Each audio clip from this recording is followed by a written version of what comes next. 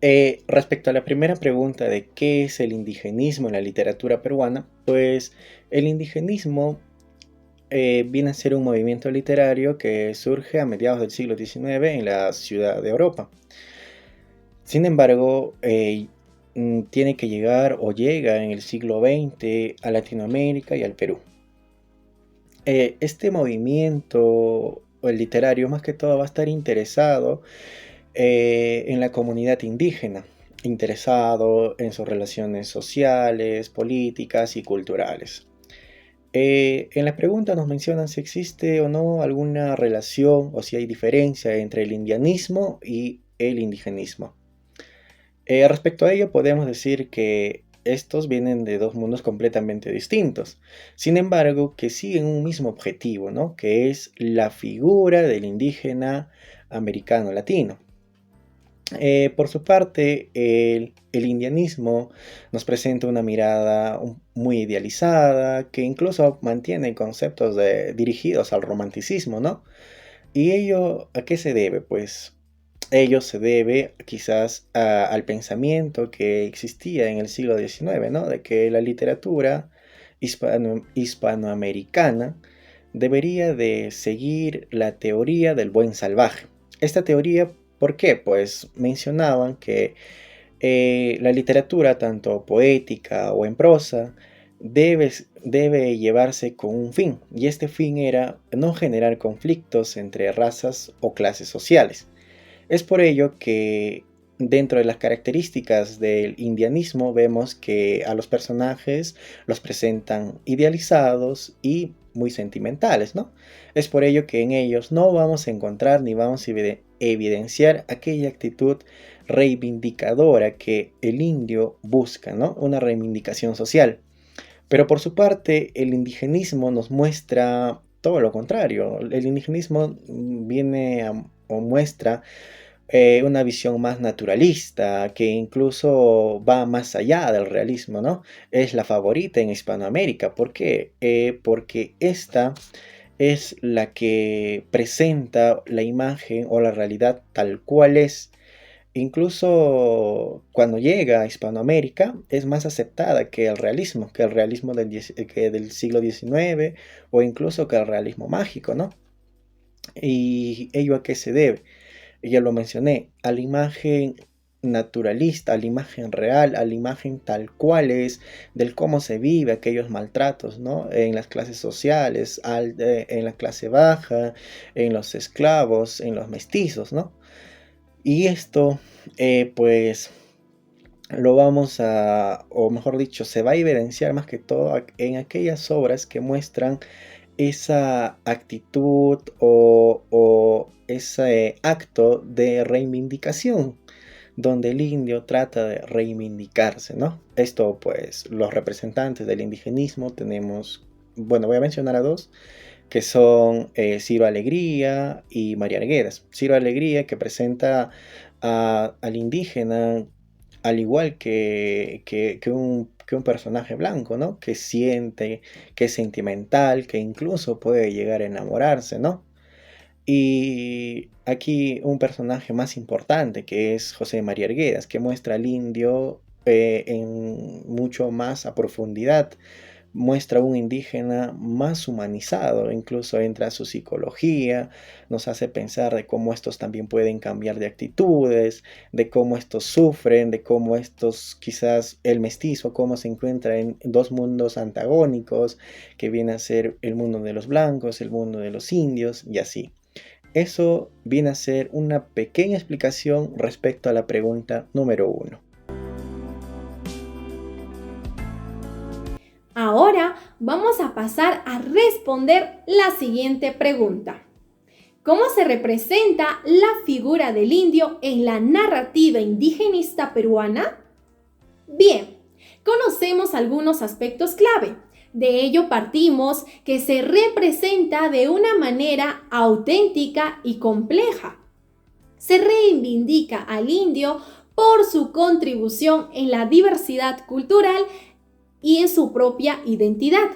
Nos muestra a un indio que está en medio de conflictos sociales, políticos, donde tiene que luchar por sus derechos y enfrentarse a las injusticias que se cometen en contra de él.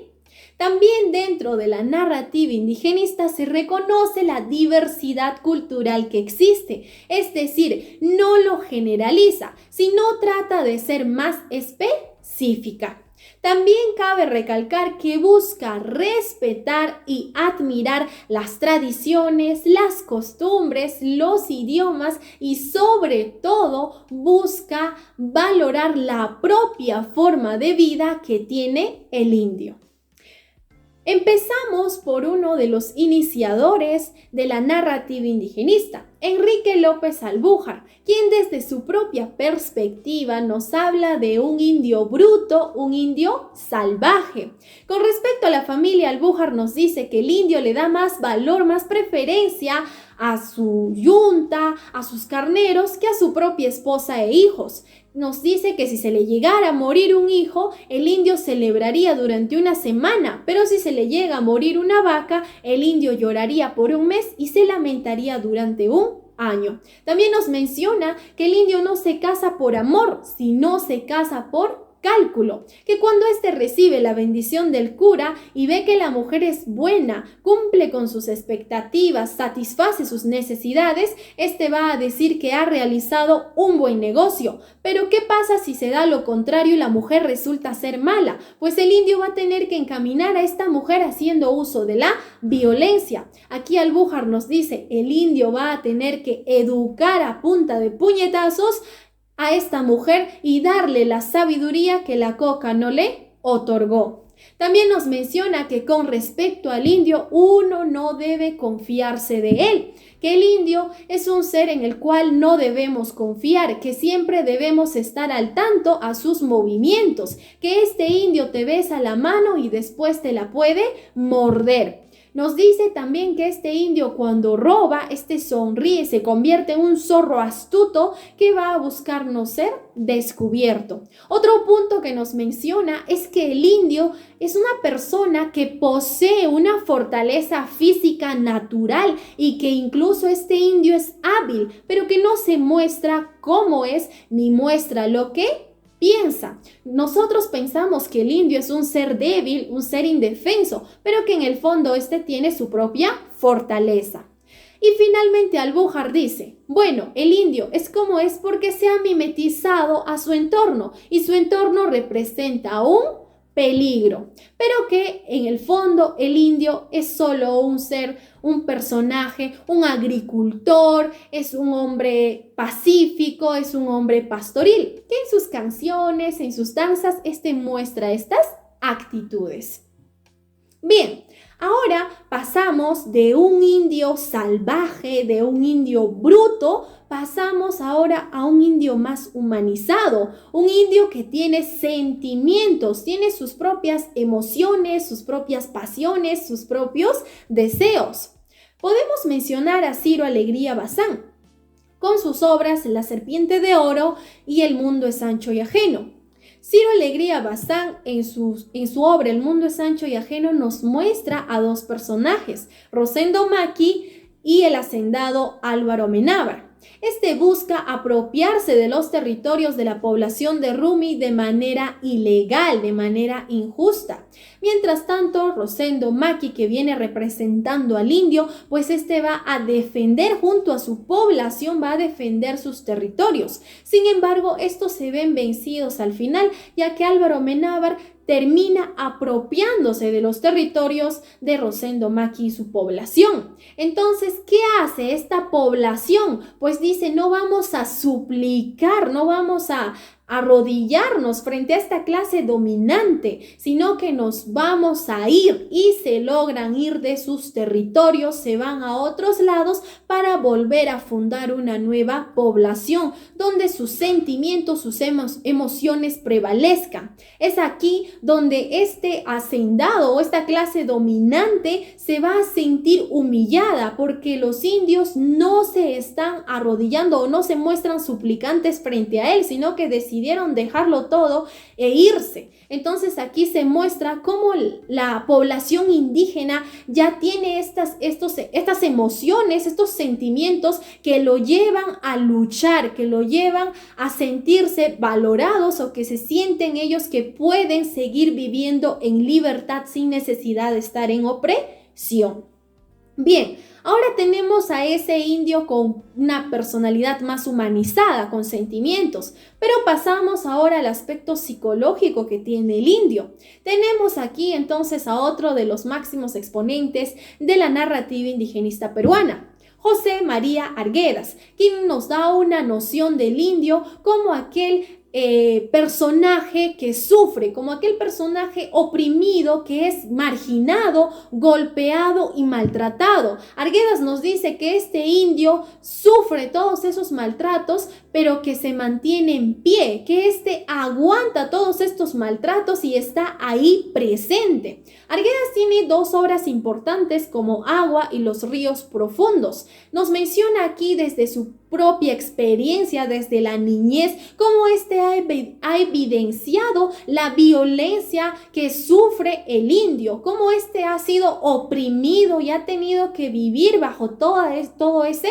sufrimiento. Por ejemplo, en los ríos profundos, en el capítulo 1 denominado El Viejo, nos muestra un personaje denominado el Pongo. Este es un personaje el cual viste de harapos, no se alimenta bien, es sumiso, callado, vive en un ambiente lamentable, deplorable. Su situación da lástima, causa pena, tal y como lo muestra el niño Ernesto y dice: yo recuerdo a ese Pongo y me da pena, me da lástima sus condiciones de vida. Sin embargo, cuando ve al tío, pues es un hacendado que tiene ropa limpia, vive en un cuarto limpio. Nos da a entender que tiene mejores condiciones de vida que la del Pongo. De esta forma, en sus obras, José María Arguedas nos da a entender cómo el indio tiene que vivir bajo la opresión. Bien, también nos muestra un tema de la violación. Por ejemplo, en uno de los cuentos de la obra Agua tenemos al personaje de Justina, quien es violada por Don Froilán. Y esto lo evidencia el niño Ernesto, tiene que vivirlo, cómo es este ámbito de violencia. De la misma forma, en los ríos profundos tenemos también al personaje de Marcelina, quien es violada por los mismos estudiantes en el internado donde se encuentra Ernesto. Así podemos entonces decir que el indio tiene distintas perspectivas o distintas formas en cómo se le caracteriza o cómo se muestra su figura. Se le muestra por una parte como aquel indio salvaje, como aquel indio bruto, violento, como aquel indio que no entiende de razones, que si no actúa en base a su violencia.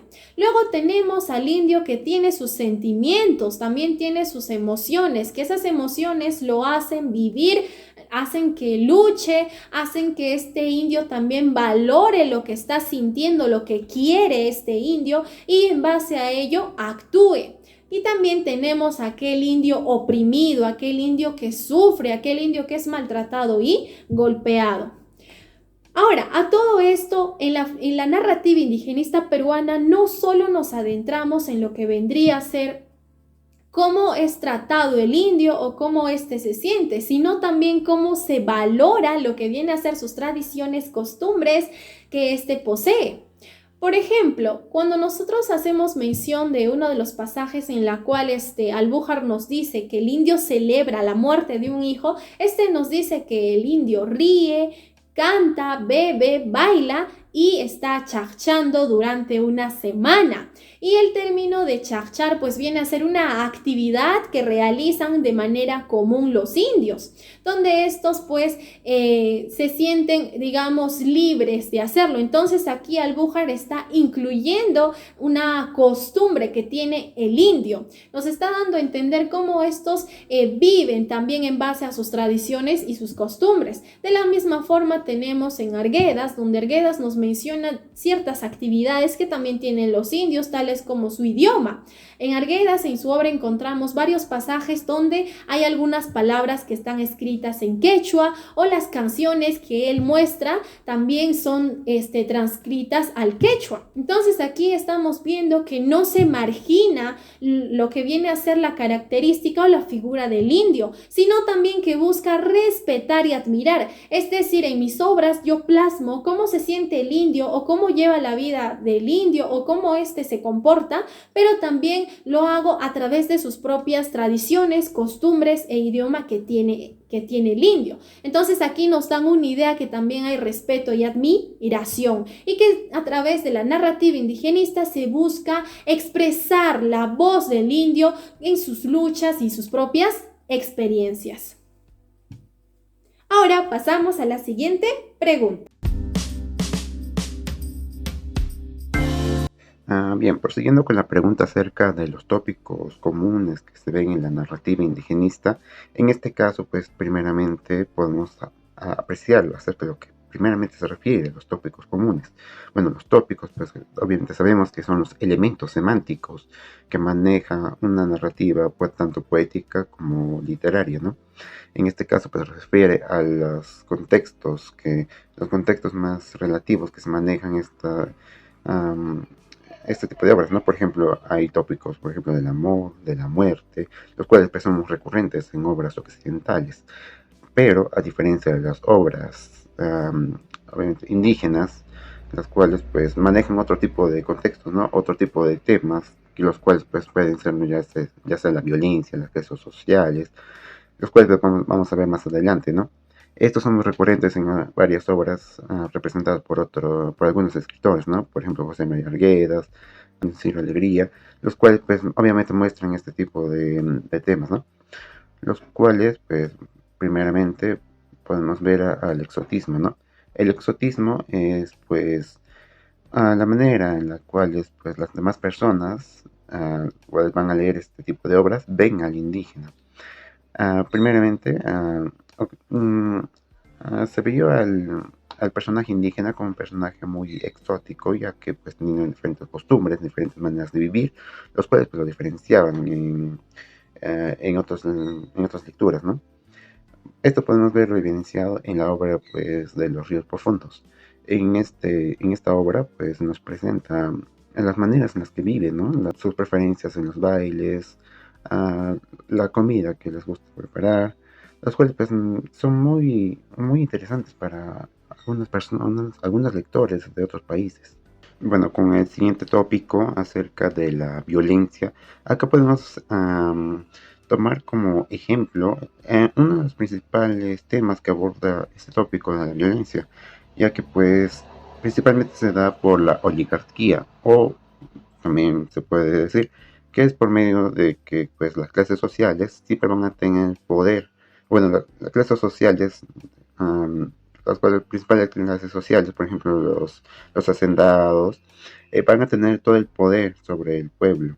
En este caso podemos ver a una obra muy conocida de Gamaliel Churata, el cual pues, se llama El Gamonal.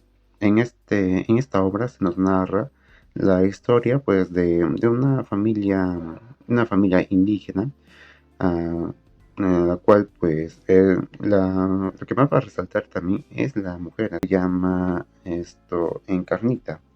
Encarnita pues representa mucho a la mujer indígena, la cual pues se casa muy joven y pues tiene obviamente hijos jóvenes, ¿no? En este caso ellos trabajan para una hacienda. Ellos pues lamentablemente se ven muy, muy dominados por estos, ¿no? Por la hacienda, ¿no?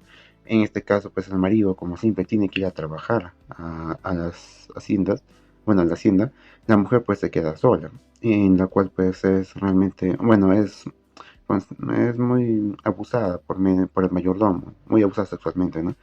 En la cual pues el esposo al llegar a la casa y encontrarlos juntos, pues desata una ira la cual lo obliga a matar al mayordomo.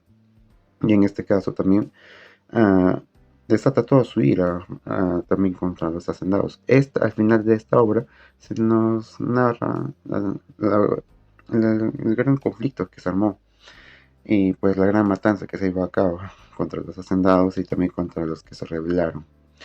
Es así como se nos menciona que la violencia principalmente se lleva a cabo por la oligarquía, la cual pues las clases sociales más altas van a dominar al indio. Este es el principal tema. Y con respecto al poder, bueno, también pues obviamente se va a estar muy relacionado a lo anterior, ¿no? Ya que pues el poder siempre lo van a tener las clases sociales dominantes. En este caso pues son los que van a tener el mayor control sobre los indígenas, ya que pues también los indígenas al ser ah, no tan alfabetizados, bueno, porque no tienen tanta educación respecto a que no también tienen un gran acceso a la educación. Es por ello que se debe esta también dominación, ¿no? Y también pues el poder económico, el cual pues, también, tampoco lo tienen, ¿no? Estos temas los cuales pues, son muy evidenciados en estas obras. Y ahora pasando al otro tópico, bueno, que se llama acerca del agua y la tierra, pues debemos principalmente enfocarnos en que la cosmovisión andina siempre hace vincular a estos hombres a estar muy relacionados con el agua, bueno, con la naturaleza, lo cual pues les hace dar una gran importancia a estos recursos, ¿no? Como es el agua y la tierra, ¿no? Ya que pues siempre tienen este pensamiento de siempre de darle una gran importancia a esto, ya que pues son elementos vitales para la supervivencia, ¿no? En este caso pues la tierra pues no es muy importante, ¿no? Para ellos, ya que pues gracias a ello se pueden realizar grandes cosechas, ¿no? Y a partir de ello se puede sobrevivir. Y con respecto al agua, pues ya pues también se ve otro tipo de temas, ¿no? Por ejemplo, en la obra Agua de José María Arguedas, se nos hace ver que el agua es un elemento tan importante, tanto así que pues es capaz de generar grandes conflictos. Por ejemplo, en esta obra, la cual después es llevada en San Juan de Lucanes, pues se nos narra que por los abusos de un conocido llamado Don Brailes, pues gracias a él, pues el pueblo no va a tener tanta agua, ya que pues él solamente reparte agua, pero solamente para sus allegados, los cuales pues, son hacendados y mestizos, tales como él. Y pues el agua pues no lo va a querer compartir con los demás. Y al enterarse que pues gracias a los abusos de va a haber varias rebeliones, y lo cual provocarían que pues el agua ya no sea repartido a él, sino que a los pueblos indígenas o los pueblos más pobres, lo cual pues originaría una furia en él, lo cual pues le obligaría a matar a don Pantaloncha, el cual pues es un rebelde que pues ha estado en la costa y pues por ello no va a estar de acuerdo con estos abusos y va a incitar a la gente a que se rebele contra él. Y pues por todo este conflicto se da a conocer que pues el lago pues es muy recurrente en el ámbito de ese conflicto con respecto a estas historias, ¿no? De las narrativas indigenistas.